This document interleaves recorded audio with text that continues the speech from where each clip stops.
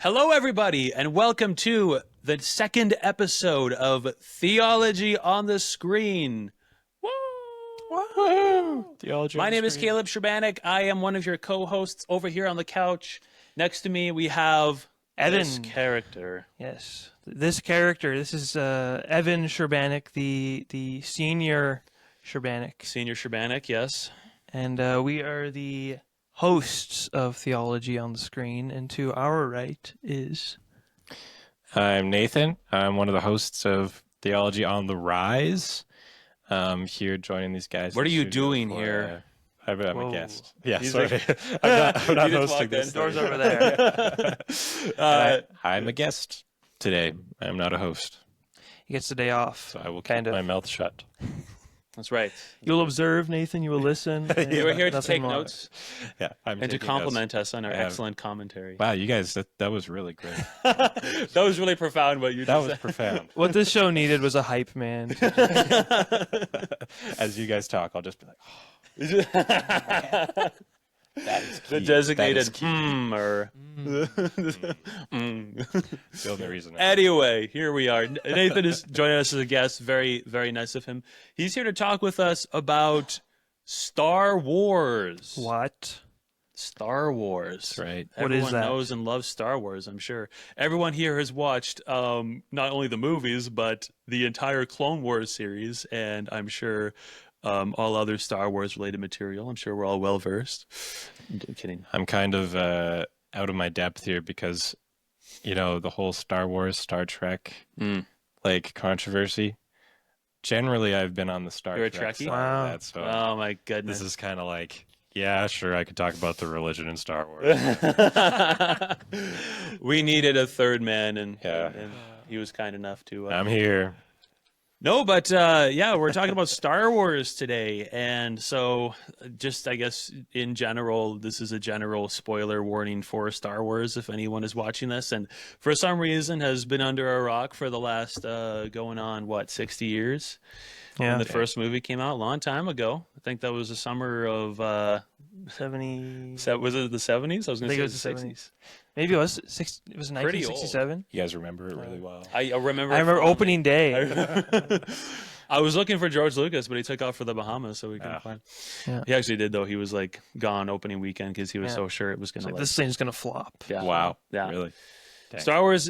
Yeah. So it's, if for our regular audience wondering why are we talking about Star Wars, number one, we like Star Wars. At least Evan and I do. We enjoy it quite a bit, and it was one of those shows that we watched a lot growing up, very and much so. all the time. What was your favorite Star Wars movie growing up? Favorite? Oh gosh, the prequels.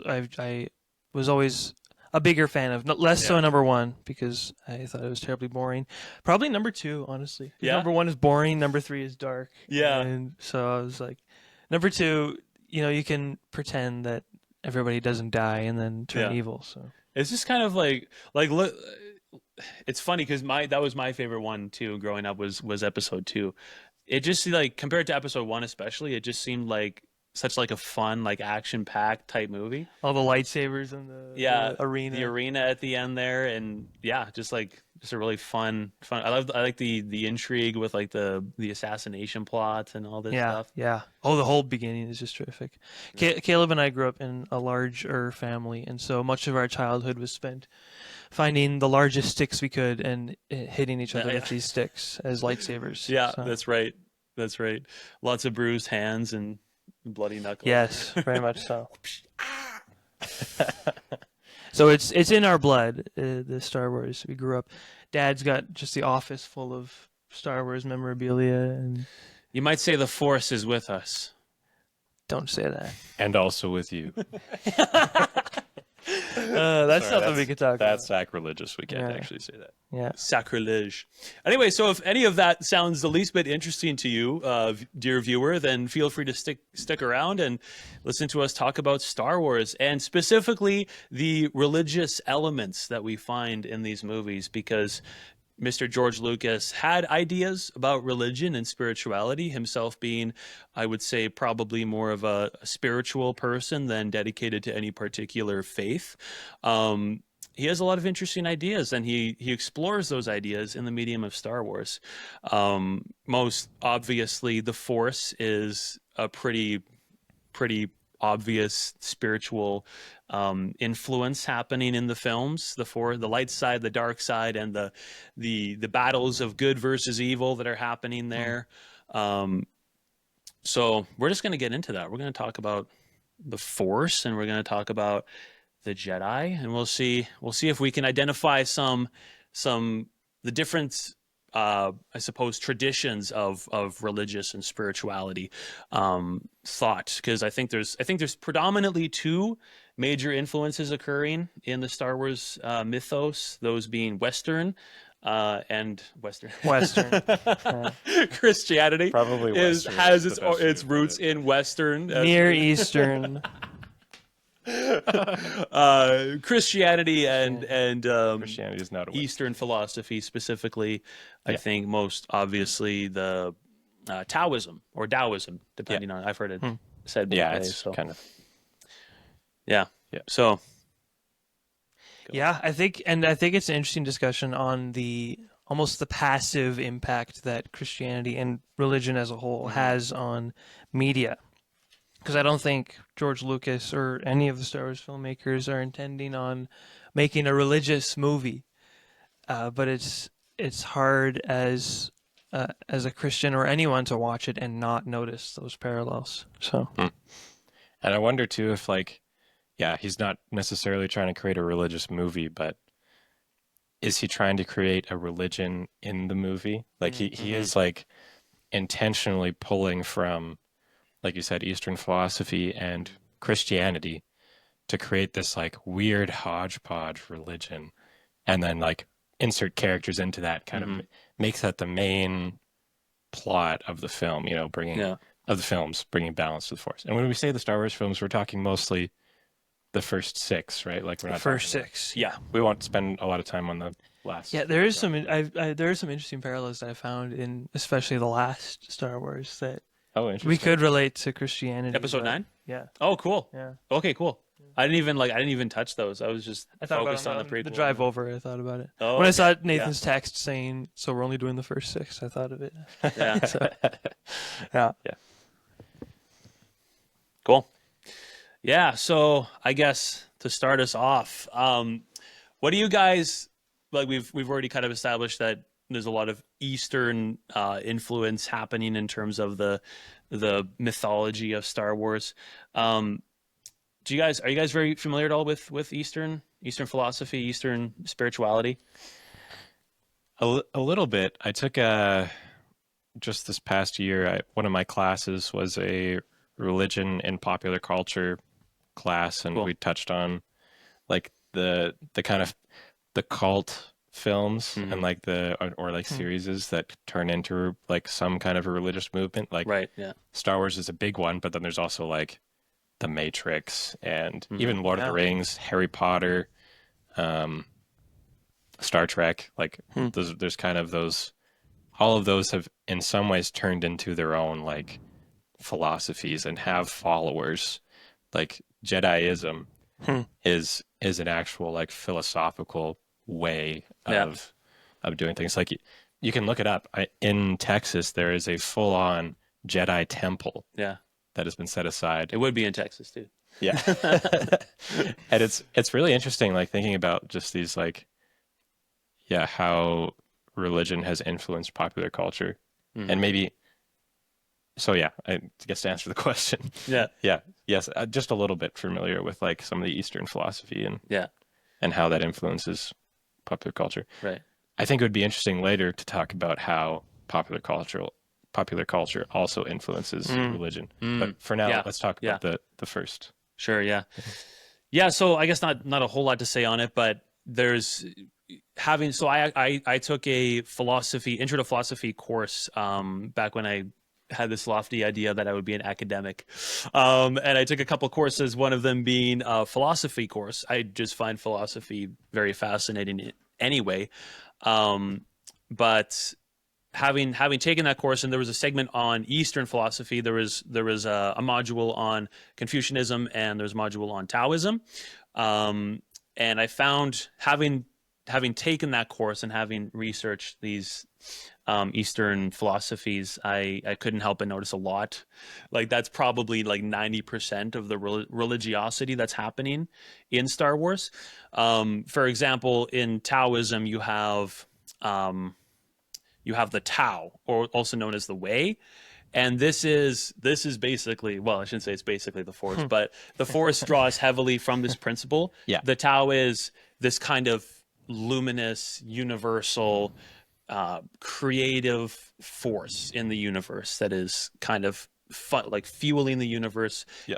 Can be said to be responsible for the creation of all things, and it kind of sustains and kind of connected, interconnected, interwoven Yeah. into people. yeah, And I think George Lucas really riffs off of it when he's like definitely. Yeah. talking about the Force and Yeah. what the Force is and how it's all connected. And Yeah, like a general, like that's, I think Lucas is he's intrigued by the idea of, because, and we talked about this a little bit before the show as well, but he kind of created, he did create a religion, even if it is Yeah. just like in the world of Star Wars, It's a mythology. a mythology, Yeah. and and we see, movies do this all of the time, but it kind of, Yeah. the kind of mythology that he made, I think speaks to his own, I guess, like tendencies, or at least his own preferences when it comes to what religion like should be. Like I think George Lucas, being like maybe more of a spiritual person than someone who's actually like belongs to a particular religion, I think is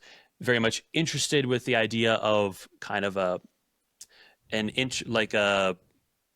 of finding a way to meld like religiosity and spirituality into, like, this is just my own reading into his Right. work and his Yeah. person, but like there seems, and I see this oftentimes with different creators, like there's a tendency to want to kind of amalgamate everything into, and kind of make it all cohesive and work together, like kind of putting everything into sort of a melting pot, and creating this like unifying some sort kind of a systematic Yeah. way of making it all work together. Yeah. Yeah. And I see that a lot in Star Wars. But to go back to Taoism, so there's a scene in episode 4 when Obi-Wan is explaining what the Force is to Luke Skywalker, and he's when I was listening to it, I was like, it's like he just read from like Huan Tzu, like it's like he's just reading like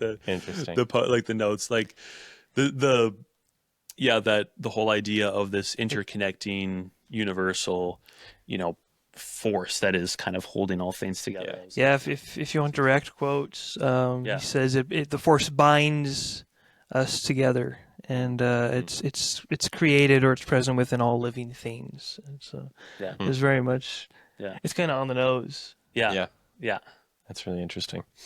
And I guess that goes as well. Like there's the whole conflict within Star Wars, at least within you have the conflict between the Jedi and the Sith, and both are adherents to one side of the Force, the light side and the dark side, right?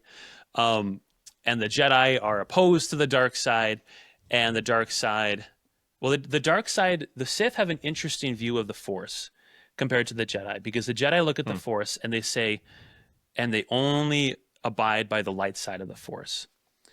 So really, they're looking at an incomplete picture of the Force. If you look at exactly, like it's an incomplete picture because they're only accepting a part of the Force, of this larger like world that's happening. They're only, because the dark side is a path to pain and destruction and evil and selfishness and all these things. Yeah.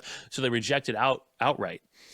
Whereas what's interesting with the Sith is they kind of accept all facets of it. Now they lean, like 90% of the time, will go too far into the dark side and forget the light, right? But the Sith, like I would say, have this view of the Jedi as being very, very ignorant and very like, they're kind of, the Sith have kind of opened their realities to accepting the larger reality of that is the Force. Whereas the Jedi are kind of like, they're only sticking to a part of it. So I think that's because the Sith would say that the Force is like the light and the dark side. You need to have both, Right. right, to kind of have the full picture. The yin and the yang. Yeah. So really, like, you could say that, and that is more Taoist. Yeah. Really, because Like Eastern philosophy again. yeah, but that is what Taoism kind of preaches. Like, Taoism doesn't. One important facet of it is the obliteration of distinctions. The balance. So to even forget that there is such a thing as good and evil, Right. to accept all things. Yep. So there's. I don't know if I would say that that's the message of Star Wars. Is that Definitely not. Yeah. No. So what? Yeah. What do you think that message kind of of- plays into? Well, and that's where I see actually Yeah. more Western or like Christian influence because from the perspective of the Jedi, from the perspective of the main characters, like, light is good and dark is bad, right? So they very clearly have there's a goodness and there's a darkness, Right. right? And Yeah. so you could say, like, there's a parallel to be drawn there in terms of, like, The Christian influence. living. Yeah. It's hard to draw a know. parallel to Mhm. to Christianity and Star Wars. In some ways you can do it, but I think it's more specific scenes rather than like Yeah. a full overarching theme. Like the Force is like your overarching theme. That's very, very Eastern stuff, like we've talked about, but Eastern religion stuff. But yeah, I don't think that there's necessarily that same underlying theme It's not really a through line. through line. Yeah. Yeah. Besides, maybe I was thinking a little bit about like the Messiah figure, like the chosen one. Yeah. Right. Like Anakin is the chosen one. Yeah. And they're yelling that out everywhere they go, basically. Yeah. Right. They're just like, you are the chosen one. Yeah. Yeah. And in the end, he's like he's a Messiah figure, but he's like I don't know what exactly the way to put it, but some sort of like a fallen Messiah. It's a twisted Yeah. Messiah. twisted Messiah. Yeah, And then right. Luke is kind of like the real Messiah that comes along later on. And then on top of that, Rey in the later films is like another Yes. the Another real Messiah, yeah. the one who can actually fulfill it. And Yeah. it's like so it's Star Wars is also just dealing with this interesting idea of eventually people crack. Eventually people are going to fall away. There's no like eventually you'll have to submit to the dark. And Luke doesn't necessarily submit to the dark side in the end, Sure. but he does kind of like give up hope a little bit. Yeah, and- in the sequels he does. Yeah, yeah, There's and kind fall of away. that So there's downfall. someone Yeah. else that has to rise up, and the Force rises someone else to balance it out. And Mm. it's kind of an interesting thought because that's not what Christianity preaches Yeah. Right. Yeah. about a Messiah figure. Yeah. Right. But that's almost like maybe George Lucas's like idea of it. Like there could never be a perfect Messiah. There's a lot of, it's almost like I get the sense of disillusionment with the idea of this, because there is a chosen one, and I mean, he's a virgin birth, and he's Yeah. he's got all these Pretty on the nose. abilities, and but yeah, he's the chosen one, and then obviously it doesn't play out that way. Now George Lucas, I think, has been quoted as saying, like, I mean, because Anakin still does end up being the chosen one who brings balance to the Force and the galaxy by Right. How does he do that? killing the Emperor. Right. Yeah. So and like Interesting. and that for to me is almost one of those like God's Okay. timing moments. Sorry. Yeah, no, I mean, Anakin he dies. Mhm. He's killed. He becomes Darth Vader, and then he comes back and Comes back to life. Anakin, from Anakin Yeah. to Vader to Right. wow. And even He like goes to hell in Yeah. Huh. Yeah. weird. That's interesting thinking about that it's now. this- I didn't draw that connection. Yeah, I didn't before. either. That's like just that classic like Messiah figure story though. Yeah. It's like death and Yeah. resurrection of Yeah. Right. the Messiah. Like And obviously, it's not a perfect Right. parallel because no. he turns to the dark side and he quote unquote sins, I guess. Right. And he's deceived by Right. the Emperor. I've picked up on themes of He's the almost Emperor is this. He hides as an angel of light, and he sneaks Very his much way in. in the He book, uses yeah. deceit. Yeah. He deceives Anakin by promising him all these false promises. And when Anakin finally gives in, he realizes, oh, this is actually hell. I'm enslaved. Mhm. There's a lot. We can dig into a lot, but the scene with Anakin and the Emperor in at the opera scene, they're talking. Great scene. Yeah. Yeah, and Where you can like see he like Anakin figures out this guy is on the dark side, and he kind of probably Yeah. had his suspicions beforehand, but he also is like, what can I do to also get that power? Yeah. I read it as did God really say? It's because Palpatine. There's a lot of scenes where he says, Interesting. "Are the the Jedi really like that? Are they really for like seekers of peace?" And Anakin, Kind of even muddying the lines between the Jedi and the Sith. Like Yeah. there's a line where Anakin says, "No, the Sith are only interested in preserving their and increasing their own power," and he's like, the Jedi, "The Jedi don't do that." Yeah. Yeah. I almost, as I was watching that scene too, I almost thought of a different parallel. Like I was thinking kind of about, you know, in some ways Jesus and Satan looking over the world and Satan Sure. saying, Oh like, yeah. Wow. Yeah. you know, Cool. everything could be yours. This could all be yours. And he is And- doing that. He's sorry. And Jesus is like, get behind me, Satan. Yeah. Right. But in this scene, Anakin, He gives says- in. Anakin. Yeah. it's like the temptation of Anakin, and Yeah. in a few different ways, right? It's like, yeah, that original creation story, but then also Jesus. But Jesus says no to Satan and becomes, you know, this like Right. the one who can actually fulfill the prophecy, and that's the real prophecy of like the history of the world, not just a story, right? Yeah. Yeah. Oh, there's so many But- interesting things happening. So, okay, I hesitate to say this, but can we kind of look at Anakin as a failed Jesus, for lack of a better I'm not trying to. I'm not like he's obviously not Jesus, Yeah. you know, and I want to be careful. Like I'm even a little bit uncomfortable saying that, but he's kind of like because his story is very much the same as Christ's, right? Right. Born of a virgin, you know, becomes like he was a Jedi. He was a student Chosen. of the Force, you know, religion, like you know, I wouldn't say in the Jewish faith, you could say. I don't know if I would go as far as to say he's a false Jesus. Right. I would say more he's almost like George Lucas's version. Yeah, Like a much real Jesus, like a much more like a human, like kind a of without the human divine Jesus? elements. Yeah, exactly. without the perfection that Jesus had. Yeah, yeah. And maybe we shouldn't say Jesus. Maybe we should just say Messiah because it's like Messianic. Yeah, that's fair. Messianic. It was. this isn't I really hesitate to say that, but there's obviously there's more influence happening here than I first anticipated from the things that you said. Yeah. And just the conversation we've been having. Like his story is very much, and then you know, I wonder if he's.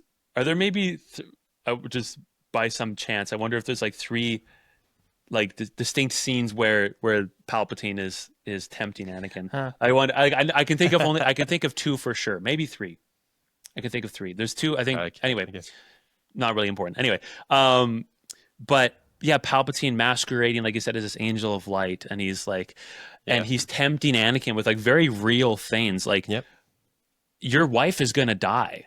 I can save your wife. I can teach you how to save your wife, you know, and you know, luring him in that way with these promises, and you know, for the ultimate end of trying to make this guy into his dark disciple, his number two, right? And a lot of, I mean, Anakin sacrifices his morals in order to save his wife, but ultimately that fails, right? Yeah, Right. They're just both dead. And that's at the end of the day. That's the tragedy of that. Yeah. Just he lost everything to get this one thing that he was willing to sacrifice everything for, and then in the end, even that is ripped away from him. And that's I mean, I think there's more of that failed Messiah. Yeah. Because Jesus, I mean, obviously Jesus sacrifices himself to save us, and that's just this failed Messiah. It just totally flops. You know? Yeah. Because he's failed, and he's much more, you know, he's thinking about himself, and I think that's kind of the very selfish. Yeah. And I think that's kind of the difference. Earlier, you were talking about how, like, you know, the dark side submits to both sides of the Force, but I don't know if that's like maybe that's true, but I'm thinking more like the dark side is more about self-serving, like using, like, kind of making the Force work for you, Absolutely. and then the light side is about submitting submitting to the Force. to the Force, right? Yeah. And I think he's kind of going. That's kind of where he's going. He's going from being selfless Jedi figure, Messiah figure, to like this dark, self-serving figure that only is thinking about himself. And that's like just the hero's journey thing, right? But Right. One more allusion to a messianic type figure. I think it's so interesting that what you said about him dying and coming back to life. Like I didn't really draw that until Me neither. And again, like a totally botched, failed Messiah figure. But in the end, he does fulfill the prophecy. yeah, When he throws the Emperor into the abyss, fulfilling the prophecy of bringing balance to the Force, which there's like that seems to be what the is being said there, that by destroying the dark side, destroying the Emperor, and by virtue destroying the dark side, the light completely takes over, or the light returns, and now there's balance. But I'm like, and that isn't very Taoist at all. Like no. But and that's why we have to say like George Lucas is creating his own thing here. Yeah. You know, Yeah. this is not like one. This is not talking about one religion. Mm-hmm. There's probably more influences than just Christianity. I've got something in my back pocket for that. So that's a fair point as well. So what I was going to say, the last image, his redemption, Anakin's return, his coming back to life, destroying the Emperor, comes through his son. Yeah, I was thinking about that. Yeah, Which I think is right. The love of his son, who says, I'm not gonna destroy you. Yeah. I'm gonna stand with you. Yeah. And just his so then Luke kind of almost becomes this Messiah, little bit, or at least embodies certain messianic, like, the sacrifice, and the sacrifice of the son is what saves Anakin and actually allows him to then fulfill the prophecy. He's a continuation of the messianic figure. Family lines also being a huge part of the Star Wars universe, which is like, this is, I don't think that George Lucas is trying to draw this parallel at all, but thinking about it, like that is almost like you could find a parallel there to Christianity, where it's like, we are the children of God, continuing his mission in the world, not his messianic mission, but we are to continue the things that, like it talks about in Isaiah, like there's this whole list of things that the Messiah will do, and we're supposed to continue to live those things out, right? Yeah. And I don't think George Lucas was going for that at all. Yeah. But there is, we are like, imparting our own views that's onto our own. Yeah. That's my own thing, just putting on to Star Wars. But It's a good sermon illustration, I think. Yeah. it's interesting. I want to get into that too, sermon illustration. Yes, absolutely. If I can touch on the character of Yoda in number 5, and Nathan, you were saying how it's just kind of like scene by scene. It almost seems like George Lucas and the creators are exploring these different ideas. Right. And we get to Yoda. And I mean, there's a lot to say here. He says, there's a famous Yoda quote where he says, "Luminous beings are we, not this crude matter." Now, what does that sound like to you guys? It's Gnosticism. Gnosticism. Yeah. It sounds like Gnosticism to me, because there's this I whole. was thinking that too. Yeah, he says to. I mean, it's all throughout a lot of Yoda's dialogue. He says to Luke, "Unlearn what you have learned. Do or do not. There's no try. Submit to this knowledge. Yeah. right. Okay. Yeah. And This new knowledge. Unlearn what you have learned. That's very much another. yeah. And if you guys Taoist don't know Gnosticism or Gnosticism, it's kind of cropped up after Christianity started gaining traction, where there's a lot to it, but it's a big emphasis. They have their own mythology, and it's a twisting of Christianity. There's a big emphasis on hidden knowledge that you have to gain in order to achieve enlightenment, and matter is evil is a big part of Gnosticism, and spiritualism is good. And we are spiritual beings in Gnosticism that have been kind of chained to matter. Right. And that's why the luminous beings quote kind of stuck out to me. And I mean, there's a lot of the Force is you're training, through your own effort, you're gaining this knowledge to achieve this spiritual enlightenment, these abilities. Heightened state. Yeah. That's just a thought I threw out there. No, I think that's 100% correct too. I think that is because we're always trying to come up with like something new, you know. Humans are always trying to figure out what is this secret thing what is the ingredient that is just going to make everything right. Right. And There has to be more. we know it's Jesus. Jesus is the only one that could ever make anything right. He is the one that does. But in Star Wars, I think George Lucas is experimenting with this idea too of Gnosticism, and this like, maybe this is the way. Yeah. Maybe if we just mix it all together, like we were talking about systematically, this is the way that you can. And maybe he wasn't like intentionally doing that, but I think he did do that. And people, like we talked about earlier, now follow that way, that philosophical way that some would even say is a religion. And I think that it's very easy for us to conclude or to move to a Gnostic mindset with when we decide, okay, there's something the world is messed up, and there's got to be something I can do to fix that. You know? So we're going to have you on sometime in the fall to talk about Gnosticism for Theology. Absolutely. I'm very excited. Yeah. Totally different show. Check out Theology on the Rise if you haven't yet. Watch it now. We don't always talk about Star Wars on this channel. Yeah, or other movies. Yeah. But I feel like we should. Honestly, let's change gears. I like that. Okay. Yeah. Do you have any That's really interesting. I truth be told, I actually have not like researched into Gnosticism. I think Obviously, I but think it's but I think that's very interesting. That's something I didn't. There's, yeah, I'm fascinated by the minds that go into creating things like this. And I think that what they create tells you so much about. I'm just fascinated by the idea that you can kind of decipher what the creator is thinking, what he's kind of working through based on his creation. Right. So George Lucas, there's something he can't let go of. I shouldn't, like, I'm putting words in his mouth, but there's like, we are putting words in his. We're mouth. putting words in. I'm fully like, this is just my own reading, but like, you know,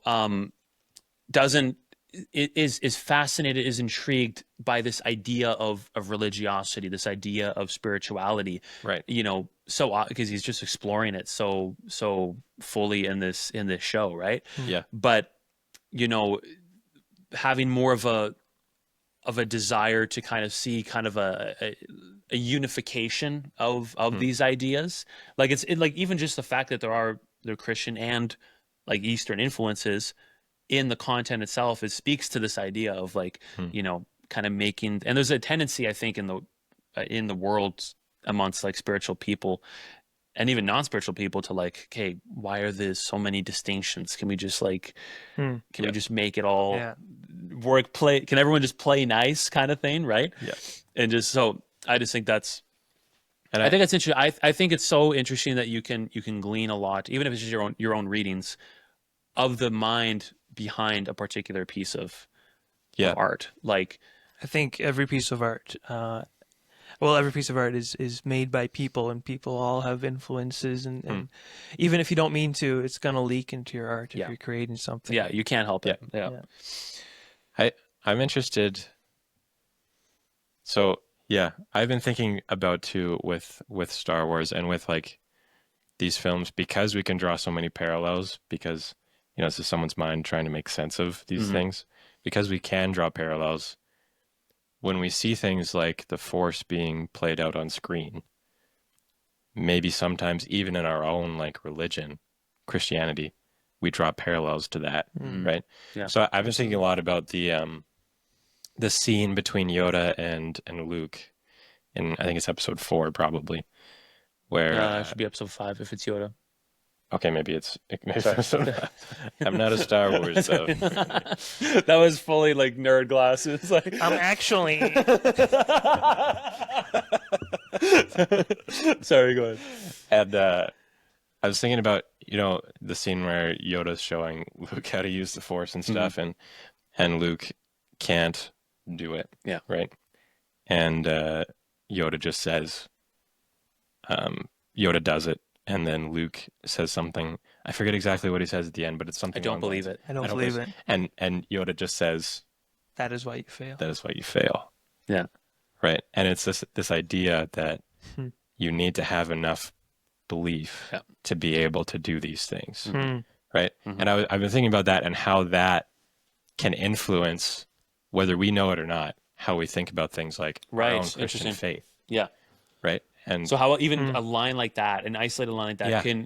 we can start to like turn that over in our heads Yeah. and kind of Yeah. right. Interesting. because I think that idea of like you have to just work harder, I just need Yeah. to be better, I just need to believe. You That's just don't kind have of enough faith. that's kind of a universal message, like Mhm. in humans, right? That's Yeah. just how we think about things. So when we hear that in a movie in a religious context, we're like, oh, so this is how Christianity works. Yeah. I just need to have, or that's a conclusion that we can make. Very whether we know it or interesting not. point. Yeah. And so then, for myself now, how am I supposed to think about faith? Should I think about faith Hmm. in that way of I just need to do more? I just need to believe, and then if I believe, then I can move mountains, like Jesus says, right? Right. Because he says faith as small as a mustard seed can move mountains, right? And like, is that the way to think about it? The way that Star Wars portrays it? No, that's not the way to think about it, Yeah. right? Right. We are not to just believe more, to have more faith, because we don't have faith in how much we have faith. Right. We have faith in Jesus, and I think, yeah, we just have to be careful with scenes like that in whatever it is, like if it's Lord of the Rings or The Matrix or Right. Harry right. Potter or like this film. They're not bad films to watch, but they just like can influence how we think about faith because there are religious elements to them, right? Absolutely. So I've just been thinking about that, and if we can, we can keep on going with this, I'd like to talk more about how popular culture, like a film like Star Wars, does influence religion. Hmm. That's something. Somewhere you want to go with this? Yeah, I think there's how do we want to do? Because there's I want to talk more about the content, a little bit more about the content itself. So should we maybe save that until the end, kind of? Yeah, sure. Make it like Yeah. into kind of like a meta thing. Okay. And we can even I just think take that's- that scene and cut it later if we want. Yeah. Yeah. We'll just cut that Totally. scene. Yeah. Yeah. Just don't worry. So you don't have to repeat yourself. No, I think that's definitely I something agree. to talk about. And there's a lot we Yeah. can say. Yeah. That's good. I'm on to you, George. It's not works based. It's not workspace righteousness, George. George, that's Lutheranism 101, pal. Obviously, you were not a Lutheran. It is the object of your faith, not the extent of your faith. George, there's a great deal to talk about with the fall of Anakin Skywalker and the Jedi, the role of the Jedi in contributing, or at least in contributing to his fall, because I think that is a point that the prequel movies make quite clear. Like honestly, the portrayal of the Jedi, who I think it's interesting what George does with it, because in the original movies you have Obi-Wan and you have Yoda, who are just like they are mentors to Luke, and they are incredibly wise, incredibly learned in the Force, and in and they embody like a lot of like traditionally like holy characteristics. They're wise, they're guiding, they're compassionate and patient and kind, and just like and above all, they are servants of the innocents, and they're upholders of justice, right? And that's kind of like how the Jedi is described by Obi-Wan, the Jedi Order, before they were eradicated. He says they're guardians of peace and justice, right? And then George does something very interesting with the prequels, because he shows, I think the first time you see the Jedi in Episode 1, they're sitting around in this room, and they're kind of traumatizing a little boy by telling him, there's evil in you. I sense fear in you, and fear is a path to anger, and anger is a path to hate. And just like watching that scene last night again, I was like, holy smokes, like this kid is 9 years old, and there's the wisest people in the universe are looking at him and going, there's evil in you. And it's just like, whoa. So he does something so interesting with that. He kind of turns it around a little bit, and he really highlights, like, yes, the Jedi were eradicated, but they kind of walk themselves to the edge of that cliff a little bit. And like that isn't to say that the Jedi are evil. Like Palpatine is the evil one. The Darth Sidious is the evil Pretty one. explicitly. Like he is the devil. Like for all intents and purposes in these movies, like he is just evil without a shred of like humanity, right? But it's also clear that he has a lot of influence on the Jedi Council. Yeah. Yeah. Right. He's got his hands in the goings on there. Just to finish my thought, I guess. Yeah. So not only are they are easily waylaid by Palpatine. Like you say, Palpatine has his influence on the Jedi Order, and Palpatine, this politician, the Chancellor of the Republic, is in secret a Sith Lord, and the Jedi have no idea. They're completely blind to it, right? Yeah. And also just like becoming like there's I'm just like we can talk about all of these to a greater extent, but even just the fact that the Jedi become involved in this intergalactic conflict in the first place. And what does Obi-Wan say about Jedi in Episode 4? Guardians of peace and justice, and now they're out there and they're fighting and they're killing the Jedi, and now granted they're killing for the good of the Republic, they're fighting for the good of the Republic, but like does that, like, they've betrayed their code in a sense, right? They've betrayed the identity of who they are. And I think, like, again, not trying to draw explicit parallels to what we see in Christianity, what we see in the church, but I think there's a lot of things you can extrapolate from the Jedi and everything going on with them. Yeah, I read a lot into, or I pulled a lot of. I saw the Jedi Council as a church, and you can see the melding of church and state and politics moving their way into the church, and it's almost like they're doing this crusade, this religious crusade with the Jedi. They've militarized religion, and I see a lot of Anakin's fall. It's almost like religious trauma, he's become disillusioned with the way things are. He's been betrayed by the church because of the politics involved. You see a lot of that in the shows especially, but it's pretty clear. Anakin wrestling with that quite a bit. Yes. Yeah.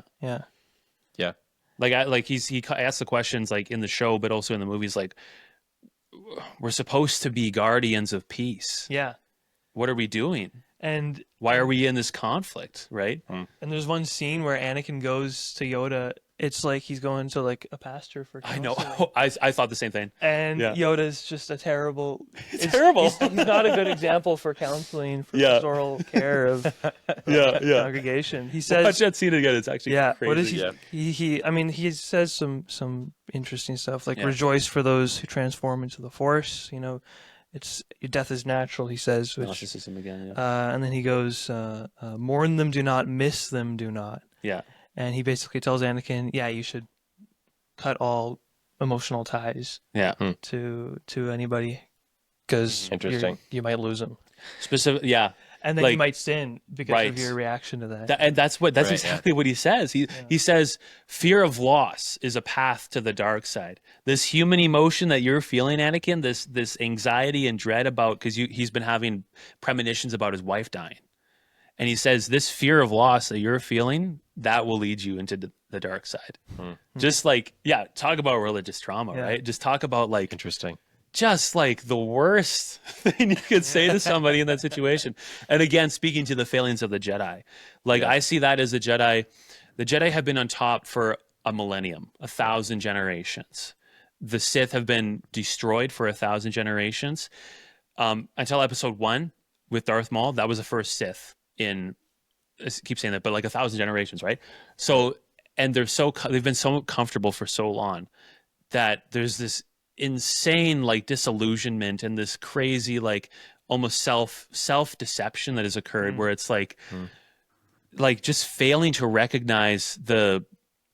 acknowledge their own humanity, and then the humanity of people like Anakin, who comes to you. I'm in agony worrying about this, and Yoda's response is, well, let go of all things you fear to lose. And it's like, and then so just becoming completely detached, I think, and failing to recognize this person who's come to you for comfort and for, you know, direction. You know, your inability to properly console him directly leads to him going back to Palpatine. The Jedi can't help me. There's nothing they can do for me with this problem about my wife. You said you can. I'm going to commit myself to you, right? So I think that says a lot about. I mean, more so in if you're a religious leader, but I think for anybody, if you're setting an example, you're an ambassador for Christ in the same way that Yoda was an ambassador for the Jedi and for the light side. And we see from the way Anakin was treated, he was responded to with coldly. And so what does he do? He goes back to the person who understands him. And I think we got to be so careful with that, because if we're representing Christ, and if we don't respond properly, they're going to go to someone who, you know, will care for them, and it's not even if it's like a deception, but like superficial, but they receive what they need.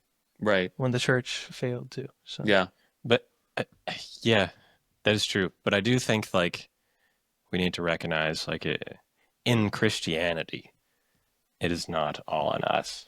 You know? Absolutely. That's very true. It's not on us to make sure that the person feels perfect, because ultimately our faith is in a God that does that, right? Yeah. And we are those ambassadors of him, but we are not the ones that are like, obviously, should we be warm? Yes, absolutely.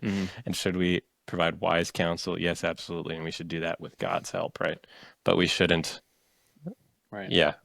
When a pastor comes off the wrong way, we can't just throw that all on him. Yeah. Very true. Very true. You are the reason that people are leaving the church, because that's not true. It's like this is Anakin's decision in the film, in Star Wars. Ultimately, right? Ultimately, even though it is true, like the Jedi push him away and they don't do well because of like their just comfort, right? Because they don't know what to do with it.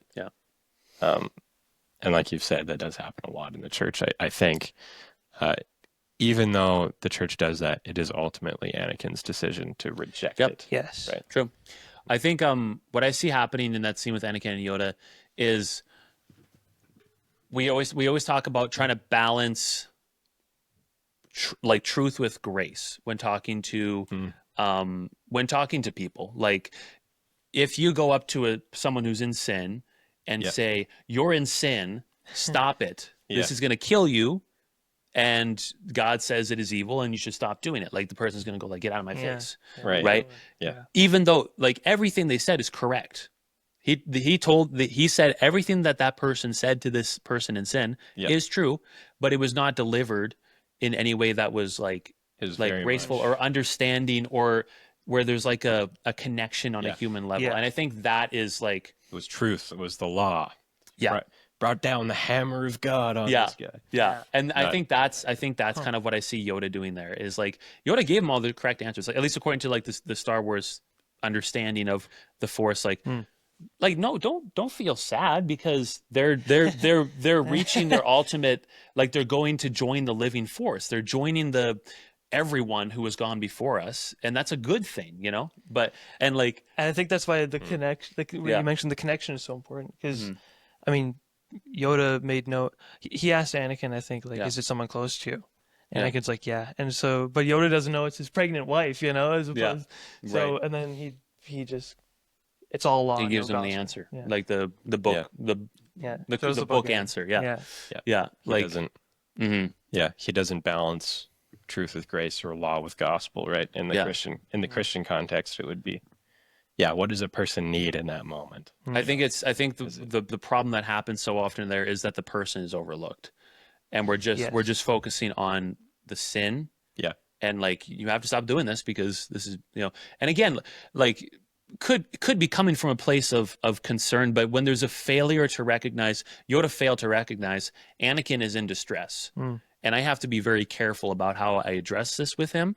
like I have to at least be mindful. I can't just tell him the answers, you know. I Yeah. have to, you know, like connect and recognize the humanity that is because like I think that's another really interesting conversation that I just thought of. Like the Jedi, and this leads into the attachments and everything too.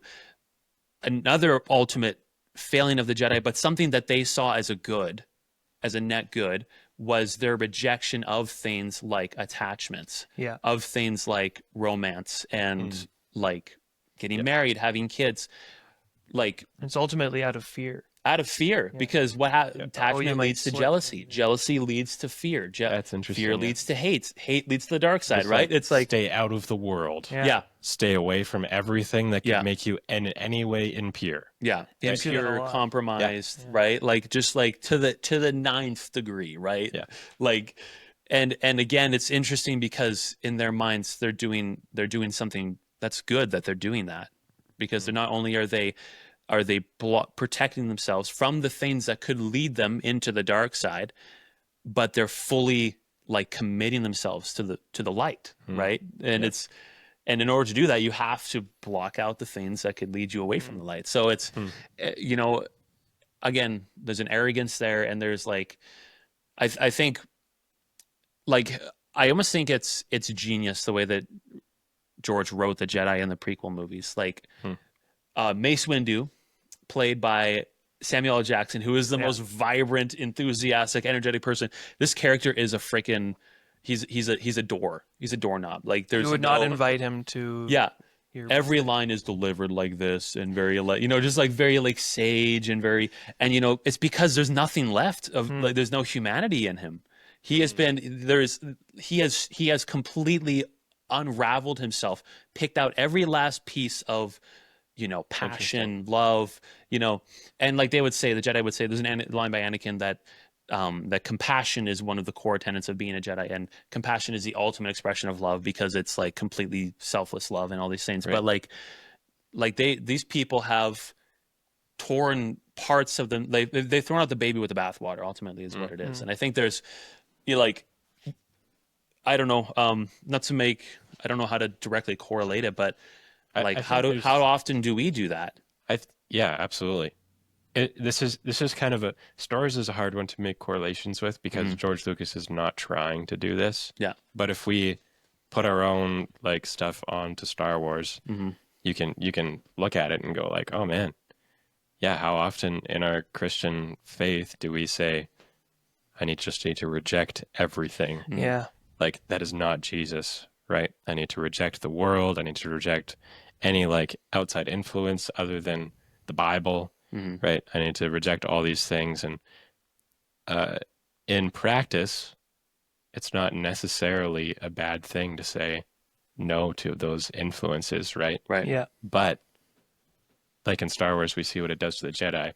And on top of that, in Christianity, you know, what does it say in Jeremiah when the Babylonians, sorry, not the Babylonians, when the Jews are taken over by Babylon and they're in exile and they're being sent to Babylon, and God says through Jeremiah to the people, when you're there, we want you to plant gardens. Yeah. We want you to have families. Love that verse.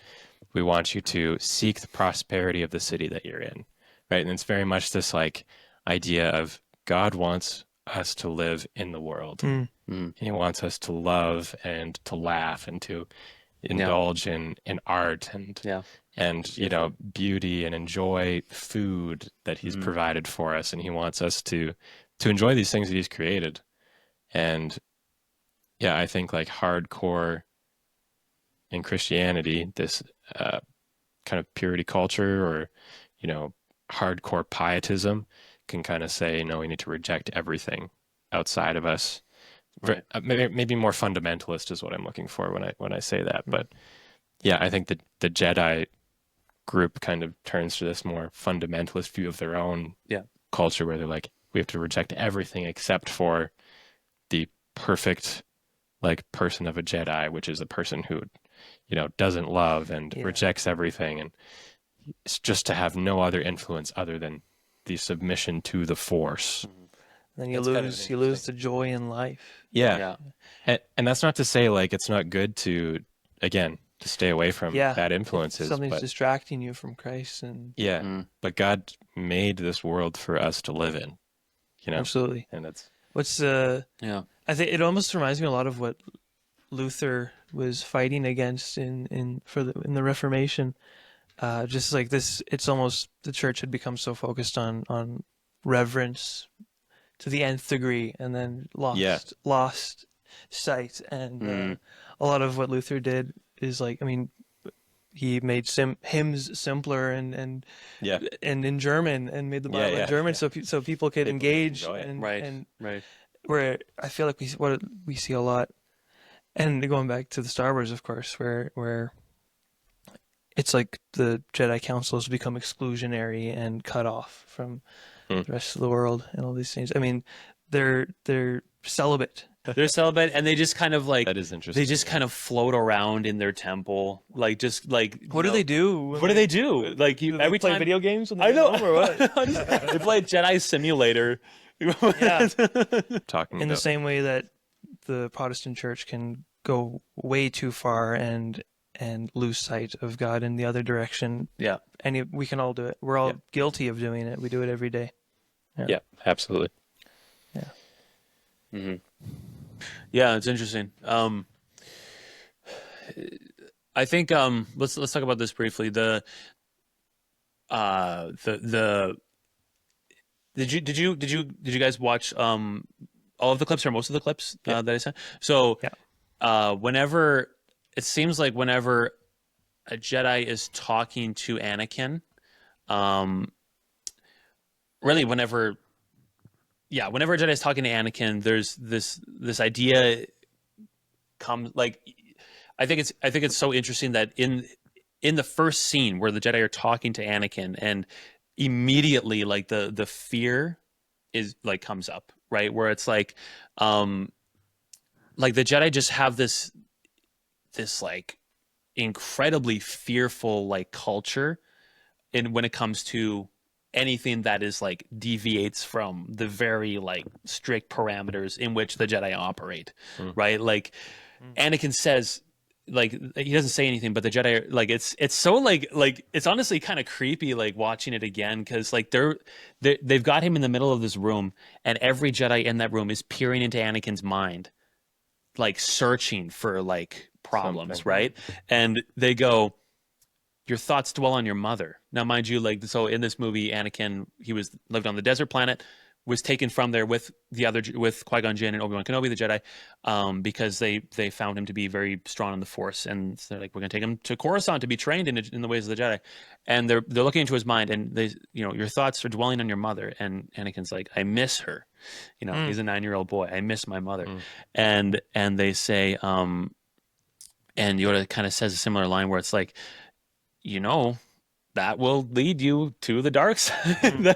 The fact that you're missing your mother will lead you to the dark side, right? Just like, it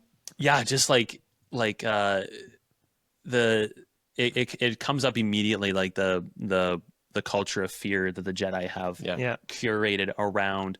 That's something as like human and normal as a boy missing his mother is, like, they jump on that and they pounce on it. Like, this is like, and then they say that they bring Qui-Gon back into the room and they're like, we can't train him because he's in turmoil. He's having these thoughts, and there's anger and there's all these things. Right.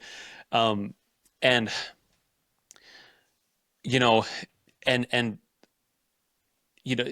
the movies go on, so in the second movie, Anakin he's grown up, but he hasn't seen his mother in years, because in part, I think because he has been taught and it's been drilled into his head, no attachments.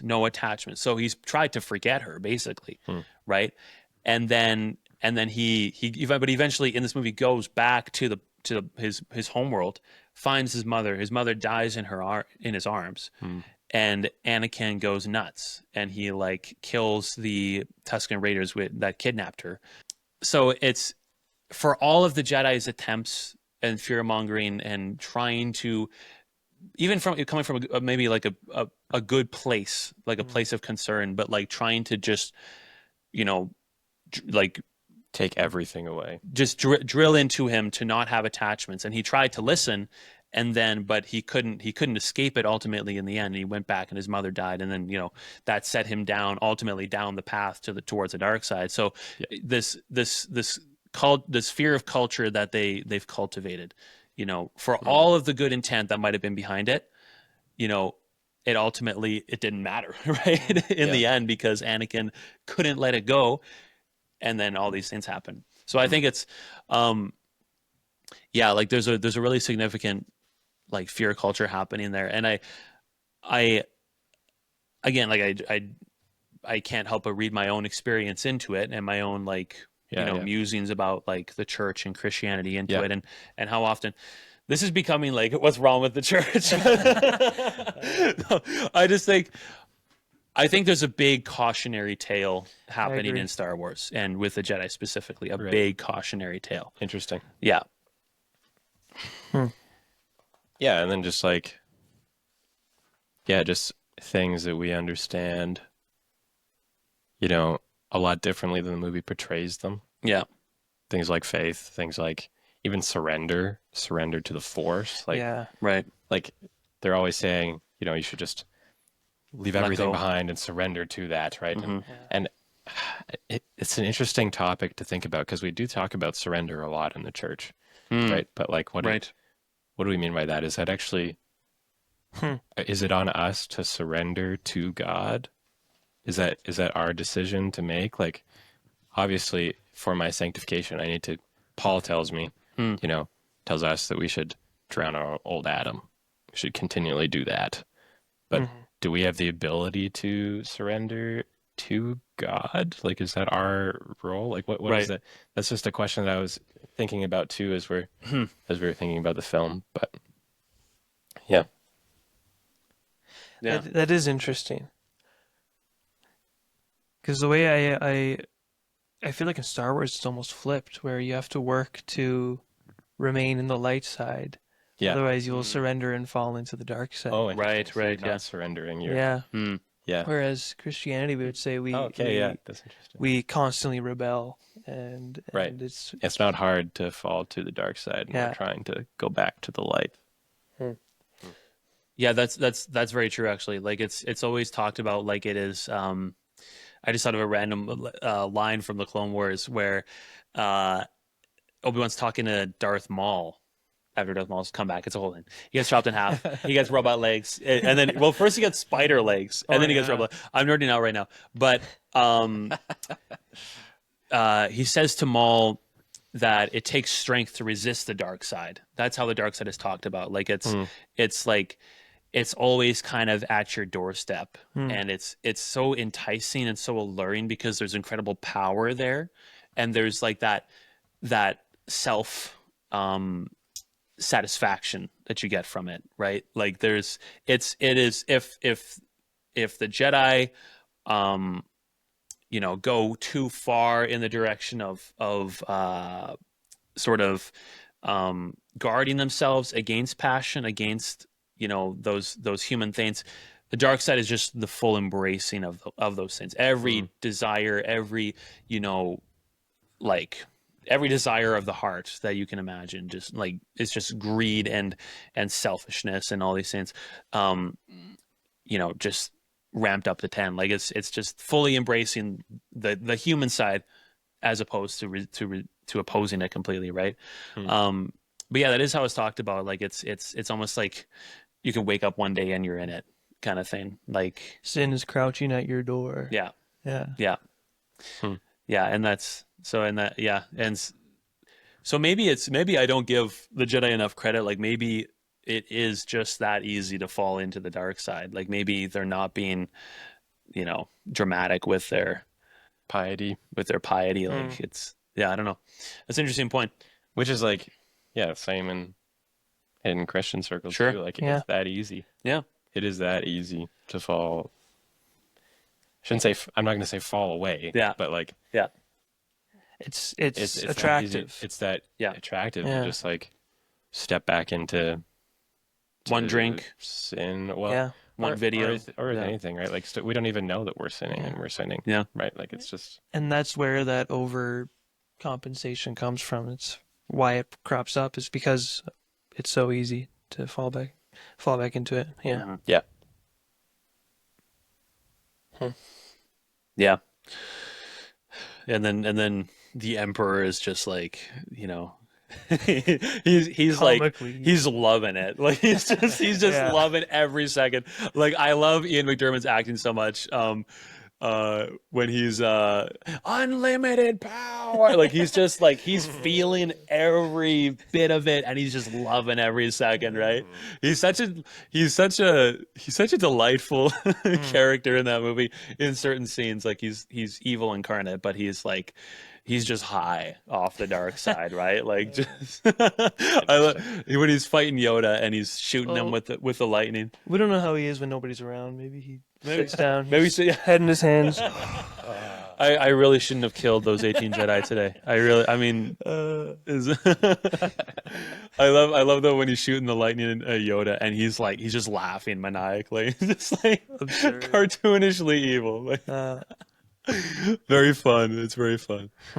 Let me just check my notes again here, but I don't know. I think I might have covered.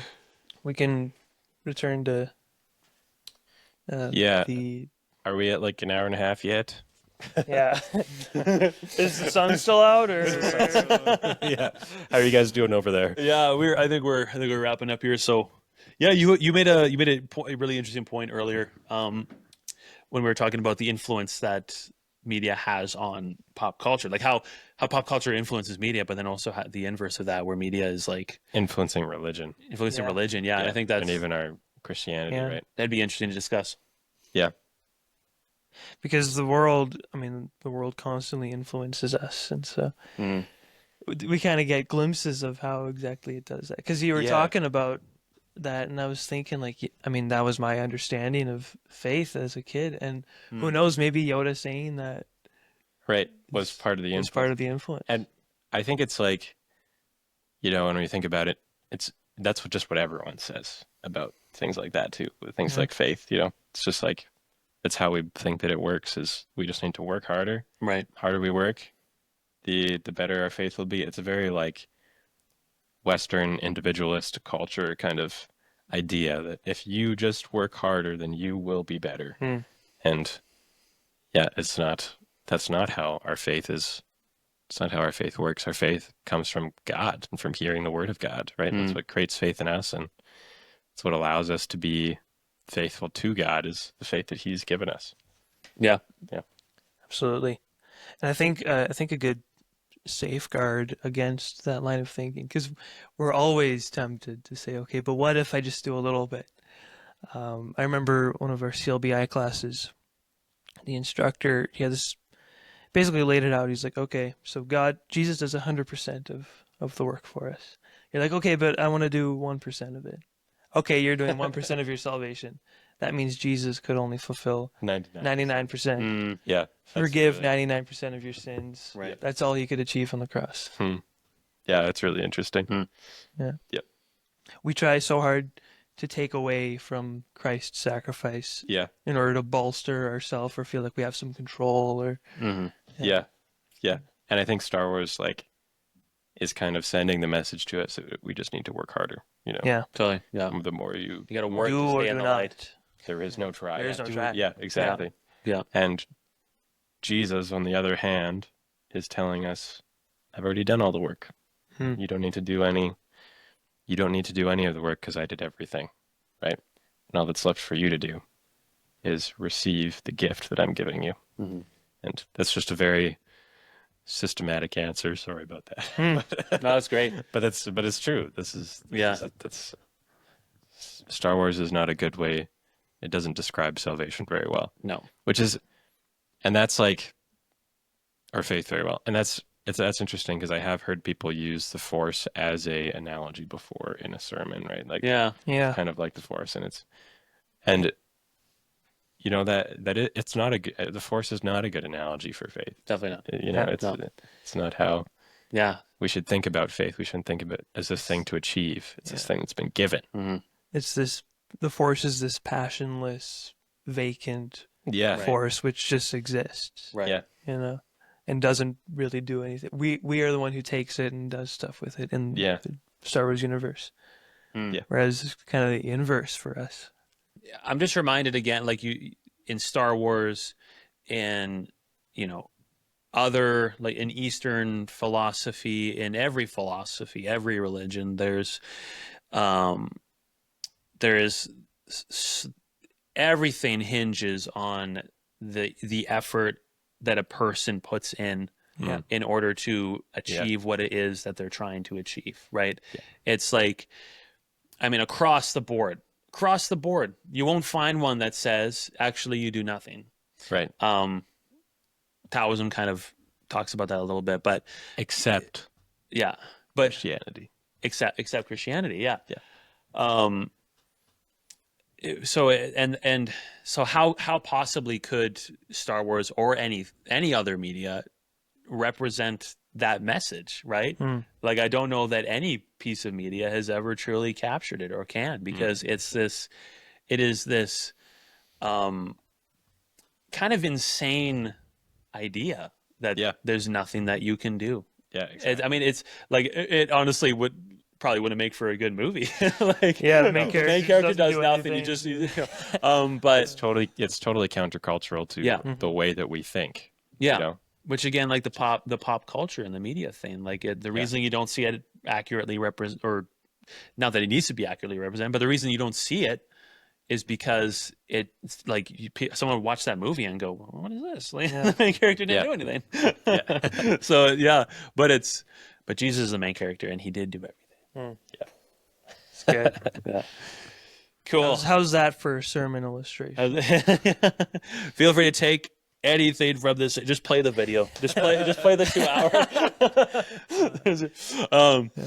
I mean, one more. Let's do one more Star Wars little thing. So Can I? Wait, I got 2 more rapid fire parallels. Yeah. Sequel trilogy. Rise of Skywalker. Kylo Ren gives his life to save Rey. Rey, who was born of sin, of Palpatine, but is later adopted into the Skywalker family. Yeah, very interesting. Yeah, born of sin. Yeah. Born of sin. Those are my 2 illustrations.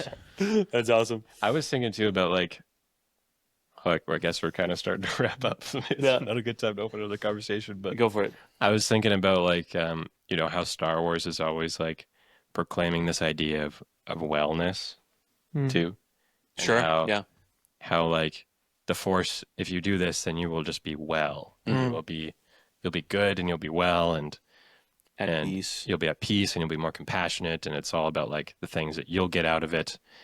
And I think, drawing another parallel to our own like society, sometimes we can see Christianity that way as well. Like, if I do this, if I enter this religion, then I will be well, and if I enter this religion and I work out and I go and do this, like I eat right, and I podcast about Christianity, that I will be good. I'll be a good person.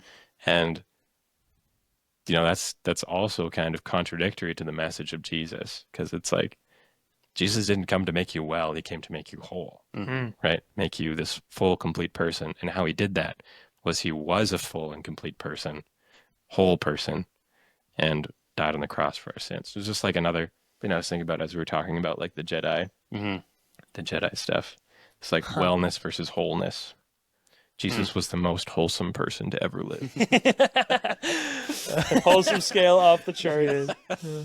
But wellness is the message of the world and the goal of the world. Just like effort is the way to get to there. And so, effort leads to wellness. Jesus leads to wholeness. Yeah. Wholesomeness. Yeah. So if you want to be a wholesome person, pick up your cross and carry it up that hill, boy. All right, we better stop talking. We've been talking too long. Okay, guys, thank you so much for watching this episode of Theology on the Screen. We should rate the film. Yes, there's going to be something. How do we do this, though? Because there's so many. We're not going to go through them all. And what are we even basing our ratings on? Rate the whole series. Was that? What do we base our ratings on? I think personal enjoyment being a big one, honestly. Like I think like a movie can be as technically impressive as you want, but if you didn't enjoy the thing, like that's that for me. Personal enjoyment is big. What about how well it communicates the gospel The message? thing. Yeah. Yeah. Well, should that be the rating system for this particular show? Probably, yeah. Just Something like how well about- does it communicate? Well, in that case, this movie gets I feel a like zero. it's probably something we should have decided before. Yeah. Silence Doing got a this 10 in list. communicating the gospel. So based on that, or Silence got a 10. We'll just say from you, Silence got a 10. So based on that, whatever you rated Silence on, what do you think Star Wars? Yeah, That's probably like enjoyment and then theological. enjoyment, and then I guess to go off of the silence rating a little bit, like maybe personal enjoyment, how it engages with the theological elements, how well it engages or how well it communicates them, Okay. being another one, and I think those are the main two. Okay. Personal enjoyment, and like, does it do a good job of like, for this rating system, does it do a good job of engaging / exploring / communicating those ideas? So personal enjoyment, I mean, I said at the start, like Star Wars was one of those shows that I loved as a kid. I watched so much, and even now, like the fact that we're making this episode, like I still think about Star Wars, like the ideas that are there. And I used to write fan fiction, Star Wars fan fiction growing up. I used to all the time. Yeah, you won't I never find saw it. those. You won't find it. So yeah, and there's some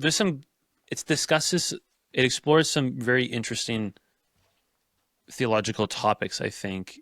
And I appreciate that on surface level, I didn't think there was going to be a lot to talk about, but the more I looked into it, the more stuff kind of came up. And again, a lot of it, like probably 90% of it, is me imparting my own readings into it, which is like, that's a different kind of analysis, but eisegesis. Yeah, exactly. It's an I'm an eisegesis. Okay. Star Wars hard. I would say for enjoyment, the Star Wars IP gets an 8, because on a completely different note, there's a lot of stuff with the writing that I take issue with in the prequels. So there are things that hold it back from being like great, in my opinion. But so I would say an 8 for personal enjoyment, and in terms of grappling with the topics that it covers, maybe like 5. Yeah. Overall. So overall, kind of like 5. I kind of broke this one up into 2 because it's hard to like, I enjoy the movies, but from the perspective of like how well does it do at communicating, exploring these ideas, like it doesn't, it's pretty surface level, honestly. What do you think your overall rating is with those? Because I'm thinking about my overall rating. Yeah. Well, I'll go from 8 to 7. I'll knock it off. Knock a point off for the stuff it doesn't do super well. So I'll say 7 for Star Wars. Okay. Yeah. I love Star Wars. I grew up with Star Wars, and I sometimes like the movies. Yeah. So That's so accurate. What the heck? That's crazy. I love the universe. Yes. Really cool. And the movies are kind of good. And the show, I like some episodes. That's interesting. That's fair. And I don't know. I think it has a lot of really cool concepts, and there's a lot of very nice emotional beats. Sure. Sometimes inconsistent. Overall, 7 to 8. I like the universe. And honestly, number 3 still like very impactful. I rewatched it recently. Good stuff. Some really cool, like well-written scenes, which is surprising. The It's just the Obi-Wan. prequels. Yeah, I know, right? But Obi-Wan that talking to Obi-Wan, Anakin after they, oh my gosh, they fought, and Anakin is like burning right before he starts. Like everything that Obi-Wan says there is deeply, deeply resonant. Yeah. Deeply. Yeah. You're the chosen one. Yeah. So good. So See, good. Okay, it's oh. 8. It's 8. It's 8. Okay, cool. And in terms of topics, it's a very cool exploration of the themes. It's not like there's any. It's clear that George didn't go into the whole. I call him George. We're buddies. He didn't go into the whole universe and franchise like saying, "Okay, I want to explore just this." Right. Right. There's a lot of this and a lot Yeah, of that, that's which is true, cool. yeah. Which is cool, but it doesn't. It doesn't necessarily make it a fantastic No. allegory for one specific thing, which is okay. It doesn't have to be, but if we're rating based on that, it's 3 or 4. Yeah. I would say it's the inconsistency point is very, very accurate. Like it's very, it touches on a lot of things, but very inconsistently and doesn't. Yeah. Sorry, but And like it doesn't have to be consistent. But I promise I'll be so fast. But the Obi-Wan scene brother. when he's Sorry, cut guys. he's cut this guy's legs off and he's about to start burning. Yeah. And like, sorry, another side note with that, his Anakin in that moment, like all of the dark side, all the promises that the dark side offered, that Palpatine offered. Yep.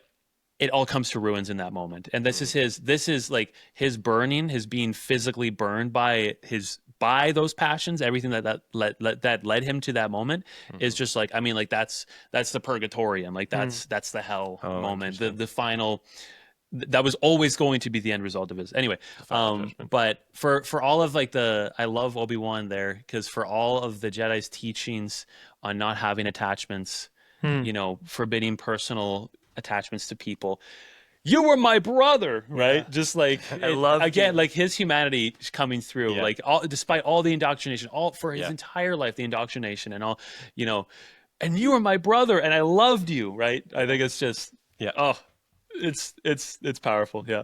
Really quick before I go, what's your overall score My overall score. for this? I don't know if I can give one for this series.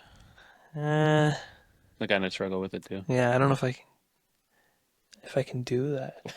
Okay. I can't. I would just also say 6 or 7. Yeah. Okay. Yeah. Okay. Growing up, wasn't a huge fan of Star Wars. Just because I was a Star Trek fan. That's fair. We'll You're let this Trekkie. guy So on. like, You are. yeah.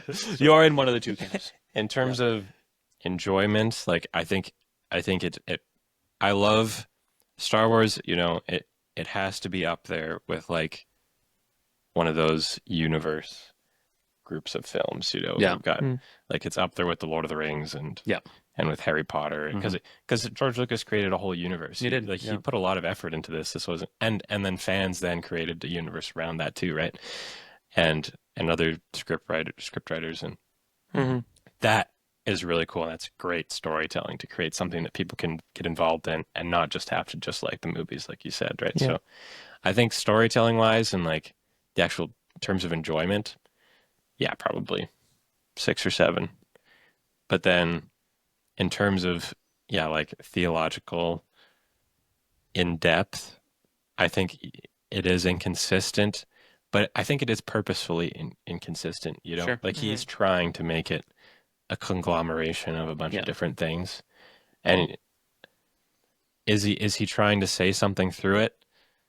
Hopefully he was trying, because we just spent a few hours saying just like what he was saying. Yeah. But I don't think that he was intentionally saying like what we have said, you know, like we said, we've eisegeted this thing. Oh, sure. Yeah. And he wasn't necessarily trying to communicate a specific religious or theological point. No. But there are a lot of things that we can draw from it. Sure. And kind of correlate those things. So yeah, probably like a 2 or 3 in terms of like theological. Yeah. I would agree with content. that. Yeah. So in all, I think that brings me to like a 5, which is kind of sad. But Sigma. for the purpose of this series, of this series, probably a 5. Yeah. But although there is some really good stuff to say, and maybe that's a harsh mark, because I think I gave Silence like an 8 when I was briefly came on. But No, that's fair. Yeah. You don't have to be nice. Yeah. George And Lucas is crying right now. Yeah. Sorry, guys. His head in his hand. Nathan doesn't like my Star Wars. Apologize to George. He's watching this. No, I'm joking. Sorry, But on a final note, like I think eisegesis analysis is okay when it comes to media, because like as Reading important, into it. like Yeah, there are I filmmakers agree who have with said I don't know what this means. Yeah, read into this. You Please read into it. Like, that's David Lynch is all about that. He's like, I'm not going to tell you what I was thinking when I made this. I'm not going to tell you what it means. What is much more important is what you think of it, what you get out of it, right? So, and I mean, like, so I think that's a totally legitimate form of textual analysis in this case, and I mean, like, I think that's, I mean, what does a film accomplish if it doesn't make you think and it doesn't make you like relate it to your own? You can't just watch a movie for fun, by the way. Yeah, Grown Ups 2 is off the table. What is the? Yeah, but what were they trying to say when Kevin James rolled down the huge tire down a hill? What were the filmmakers trying to communicate? Nathan, thank you for bearing with us as we ramble about Star Wars. Yeah. It's arduous. I appreciate it. You fought the good fight. Brownie points for You're you. accepted into my kingdom. You're gonna be in a penthouse in the clouds, big man. Well, I'm that gonna be wouldn't go down that there far. on the ground floor. You're gonna be high rise. Wake up to wave hi to Nathan every morning. Okay, we Thank gotta. you for watching another episode. Thank you for watching this Theology on the Screen. If you enjoyed, please subscribe and please stick around for other content. We have other content on this channel that is much more important. So watch that and watch out for the next episode. We will catch you in the next one. Yeah. See you later, guys.